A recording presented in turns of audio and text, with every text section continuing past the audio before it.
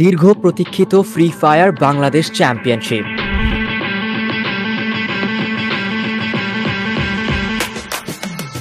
একটি টুর্নামেন্ট, হাজারো স্বপ্ন, ৬০ লাখ টাকার বিশাল প্রাইজ পুল এবং ই স্পোর্টস ওয়ার্ল্ড কাপে বাংলাদেশকে প্রতিনিধিত্ব করার সুবর্ণ সুযোগ। বাংলাদেশের ই স্পোর্টসের ইতিহাসের সর্বোচ্চ প্রাইজ পুলের official tournament. It's time for a recap. RHK booyah করতে পারলে চ্যাম্পিয়ন হবে আরএইচকে।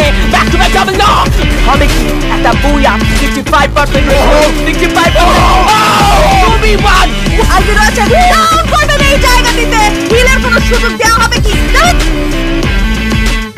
সারা বাংলাদেশ থেকে এফএফসি মোডে লড়াই করে উঠে আসে দেশসেরা 24টি টিম। 24 দল দুটি গ্রুপে বিভক্ত হয়ে অংশগ্রহণ করেছিল অনলাইন কোয়ালিফায়ার স্প্লিট 1 ও 2 এ। গেলে সামনে থেকে কিন্তু ওয়াইড করে দিল প্রথম নাম্বার ফলো M79 দিয়ে আরো একবার চার্জ, আরো একটা নক আইকেনের কাছ থেকে ট্রিপল নক এন্ড ফিনিশ করলো। অন্যদিকে মাহিনের সামনে প্লেয়ার আরো একটি নাম্বার করলো মার্টিন, আরো একটা নক ফ্রম মার্টিন। ওটাকে আরো একটা অ্যাটাক আসবে কিনা না, যে প্লেয়ার অফ M59 দিয়ে প্রথম নকটা বের করলো, আরো একটা নক পুশের কাছ থেকে এসেছে। স্প্লিট 1 থেকে টপ 6 হলো red Hawks, team electro, TNT squad, unique legends, liquid sports, time to revenge এবং উঠে গেল গ্র্যান্ড ফাইনালসে। স্প্লিট 2 থেকে টপ 6 হলো Job Breakers, BD Champs, Extreme Attack, Team 3R, MGO elite,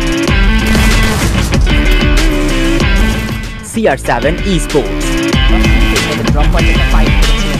এবং উঠে গেল গ্র্যান্ড ফাইনাল।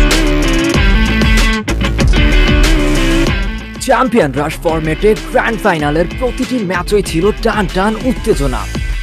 কে পাচ্ছে বুইয়া, বাড়ছিল টেনশন, রেড হকস নাকি জব ব্রেকার্স নাকি অন্য কেউ, কে হচ্ছে চ্যাম্পিয়ন?